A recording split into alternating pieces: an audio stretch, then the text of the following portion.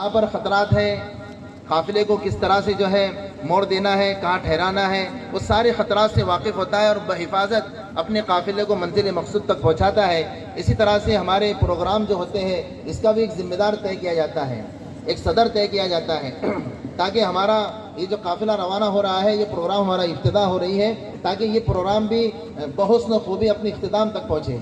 लिहाजा हमारे दरमियान में आज ऐसी शख्सियत मौजूद है कि जो माशाल्लाह पूरा महाराष्ट्र ही नहीं, आज का जो प्रोग्राम इज्तिमाई शादियों की दावत को लेकर हम लोग जलगांव पहुँचे थे, वहाँ पर हमने बैठे हुए तमाम मेहमानों की तड़प और फिक्र उम्मत के ताल्लुक़ से उनके आंखों में देखी और हमारे पूछने से पहले उन्होंने इज्तिमाई शादियों के लिए मुबारकबाद पेश की।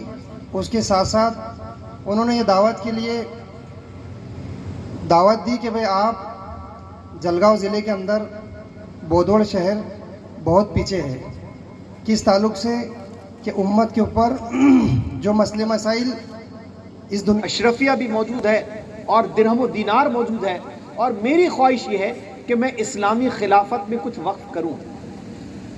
तो वो चाहती थी खातून कि मैं वक्फ करना चाहती हूँ, मुझे आप इजाज़त दे कि मैं कौन से शोबे में वक्फ करूँ, बीमारों के लिए, मरीज़ों के लिए, बेवाओं या यतीमों के लिए। यह लेटर खलीफा को पहुँचा शाम, यानी उस ज़माने के, आज के ज़माने के सीरिया में। वहाँ लेबनान भी उसके साथ है और बहुत सारे ममलिकतें साथ हैं। खलीफा ने वो देखे लेटर, अपने काजी से पूछे कि बताओ वक्फ किस मद में करना चाहिए। तो इस्लामी खिलाफत का ये दस्तूर था कि जब देखा गया तो मालूम ये हुआ कि इतनी मद्दात में वहाँ खर्च किया जाता है मुस्लिम खिलाफत में कि वहाँ पर मरीज़ों के लिए, बेवाओं के लिए, यतीमों के लिए, लंगड़े लूले अंधे तमाम लोगों को औकाफ की मिल्कियत से कुछ न कुछ अता किया जा रहा था। खलीफा ने यह फैसला किया कि अभी कोई हमको ज़रूरत नहीं है लेने की। आज गौर कीजिए कि आज की गवर्नमेंट को अगर लेटर दिया जाए वो क्या कहेगी? वो कहेगी अगर कपड़े होंगे वो भी उतार के हमारे पास दे दो। उस खलीफा ने लेटर दिया और लेटर में उन्होंने जवाब दिया कि देखो हमारा ये फैसला है कि अब हमारे पास लेने की कोई गुंजाइश नहीं है, मगर बहसीत खलीफा ए मेरी मुस्लिम बहन, मैं तुमको एक मशवरा देता हूँ। आप हैरत करेंगे, ये इस्लामी तारीख में शायद ही आपने कभी नहीं सुना होगा। खलीफा ने उस बहन, इस्लामी बहन को एक लेटर लिखा और उसने कहा कि मैं, मेरी बहन, तुमको ये मशवरा दे रहा हूँ कि अब हमारे पास सारे इंसानों की खिदमत के सारे शोबे मुकम्मल हो चुके हैं, लेकिन एक शोबे में आप अगर चाहे तो खिदमत कर सकते हैं। और वो शोबा क्या है जानते हैं आप? उन्होंने कहा हमारे पड़ोस में एक मुल्क है जिसका नाम है साइबेरिया, जिसका नाम है साइबेरिया। उसने कहा खलीफा वक्त में कि साइबेरिया में बहुत ठंडी पड़ती है, वहाँ कूलिंग पॉइंट पर वहाँ पर टेम्परेचर आ जाता है। उन्होंने कहा 4 महीने के लिए उस साइबेरिया के कुछ परिंदे हैं जो हमारे मुल्क में उड़ कर आते हैं, उसे माइग्रेंट बर्ड्स कहते हैं अंग्रेजी में, माइग्रेंट बर्ड्स, महाजिर परिंदे। उन्होंने ये कहा कि मैं, मेरी बहन, तुमको मशवरा देना चाहता हूँ कि उस 4 महीने परिंदे हमारे इस्लामी मुल्क में आते हैं, तो मैं ये चाहता हूँ कि खिलाफत की तरफ से उन परिंदों की खिदमत का कोई इंतज़ाम किया जाए। और उन्होंने कहा कि मैं ये चाहता हूँ कि आपकी कीमत से इन कबूतरों के लिए हम घोंसले बनाएंगे, हम पानी का इंतज़ाम करेंगे, हम दानों का इंतज़ाम करेंगे। और इस्लामी तारीख़ में वो वाक़या लिखा गया, उस बहन ने कई डॉलर्स, यानी उस आज के ज़माने के डॉलर, उसने कई अशरफिया खलीफा के हाथ में पेश किया और एक बरसों नहीं बल्कि सदियों कबूतरों के लिए कबूतर खाना उस वक्त की इमलाक में मुसलमान हुकूमत ने दिया। यार जिला कलेक्टर को दे दिया गया, यानी अभी ट्रिब्यूनल में जाते थे, यानी उसका सीओ उसकी सुनवाई करता था, पर अब कलेक्टर करेगा, इसके लिए हम उसका विरोध कर रहे हैं। तीसरे कि वक्त की तारीफ में तब्दीली, जैसा इन्होंने बताया, बिल में वक्त की तारीफ को दोबारा मुतय्यन किया गया है, जिससे सदियों पुरानी वक्त जायदादों को कानूनी हैसियत पर सवाल उठ सकते हैं। जिस तरीके से योगी जी ने बताया कि 31359 फसली 1952 के पहले का ही मानेंगे, उसके बाद का मानेंगे नहीं। सोशल मीडिया पे ये बिल आने के बाद में आपने देखा होगा कि एक जनाजा जो यूपी में उसको दफनाना था वो लेके घूम रहे, वो कब्रिस्तान को उन्होंने ताला मार दिया। तो ये एक उसमें आ सकती है बात। और फिर एक बार कलेक्टर के हाथ में आ गया तो कलेक्टर किसका सुनता? वो तो पालक मंत्री की सुनता, और जो बॉस रहा है वो उसकी सुनेगा, आपकी नहीं सुनेगा। चौथा यह कि रजिस्ट्रेशन की सख्त शराइत, गैर रजिस्टर वक्त जायदादों में कानूनी कार्रवाई का हक खत्म किया जा रहा है, जो इन जायदादों के तहफ़्फ़ुज़ के लिए खतरा बन सकता है। अभी हमने नमाज पढ़ी अल्हम्दुलिल्लाह, अब उसका रजिस्ट्रेशन है नहीं है, उसका आपने बिल्डिंग परमिशन ली है नहीं ली है, उसकी जगह के खरीदी खत है नहीं है। बहुत सारी मसाजिद है ऐसी कि उसमें बहुत सारे हम क्या बोलते हैं, हाँ हो जाएगा, एक बार बन गई नमाज चालू, हम सब भूल जाते हैं। पर ये सब बातें आपको अभी भी अपडेट करने का वक्त है। पांचवें ये कि मुंतजिम की तकर्रुरी में तब्दीली, जैसा कि 2 गैर मुस्लिम भाई उसमें आएंगे कि मुंतजिमीन मुतवल्लियान की तकर्रुरी के तरीक़ेकार में तब्दीलियाँ की गई, जिससे रिवायती इस्लामी तरीक़ों को नज़रअंदाज किया गया। ये 5 बातें हैं। एक, गैर मुस्लिम अराकीन की शमूलियत, ये आप याद रख सकते हैं। कानून बना है वक्फ बाय यूजर, खलास, फिनिश। वक्फ बाय यूजर का मतलब क्या होता है कि सैकड़ों साल से आपके कब्रिस्तान, आपकी ईदगाह, आपकी मसाजिद, आपके मदारिस, आपकी खानकाहें, आपकी दरगाहें, जिसका कोई कागज पत्तर नहीं है, लेकिन इस्तेमाल उसका जो हो रहा है सैकड़ों साल से, उसको इन्होंने खत्म कर दिया। कोर्ट ने रोक लगाई है। अभी जुज़वी तौर पे 3 चीजों पे कोर्ट ने रोक लगाई है, 3 चीजों पे, उसमें एक वक्फ बाय यूजर भी है। और मुफ्ती साहब कानून बनाते वक्त बावले चाले कर रहे थे, आप जो हमेशा बोलते कि उन्होंने लिमिटेशन एक्ट को इसके अंदर लागू कर दिया। लिमिटेशन एक्ट का मतलब क्या है? कोई भी प्रॉपर्टी वक्फ की 12 साल से किसी के कब्जे में होगी, अतिक्रमण करके रखा होगा, तो वो प्रॉपर्टी उसकी हो जाएगी। 12 साल वाली प्रॉपर्टी को ये एड़े बागले उसकी कर दे रहे, और जो हमारे बाप दादा के 100-200 साल से हमारे ताबे में, तुम्हारा कौन सा बाप छीन सकता उसका? कानून खुद ही बना रहे, यानी पागल हो गए, इनको समझ नहीं रहा। इनको अंबानी की एंटीला जो है तो उसको देने की है, जो सुप्रीम कोर्ट में चल रही, इसलिए 12 साल बोल दिए। ये समझ ही नहीं रहे कि तुमने वक्फ बाय यूजर को खत्म कर दिया और फिर लिमिटेशन एक्ट बना रहे, यानी इनके अंदर ही तजाद इस तरीके से उन्होंने यहां पर किया है। बहुत बातें हो सकती है, मैं हजरत को टाइम ज्यादा मिले इसकी कोशिश करूंगा, और 2-5 मिनट में मेरी बात को मैं यहाँ पे खत्म करूंगा। दोस्तों, बहुत नाजुक है, जैसा आपने हल्के में लिया। हमारे अकाबरीन ने रिबन बांधने का कहा, नहीं बांधे हमने। क्यों नहीं बांधे? हमने इसकी अहमियत को नहीं समझा। अब इसकी अहमियत को, हर जुमे को रिबन बांधे और फोटो छापिए, भेजिए उनके तक, मोहल्ले मोहल्ले के अंदर दस्तखती मुहिम चलाइए।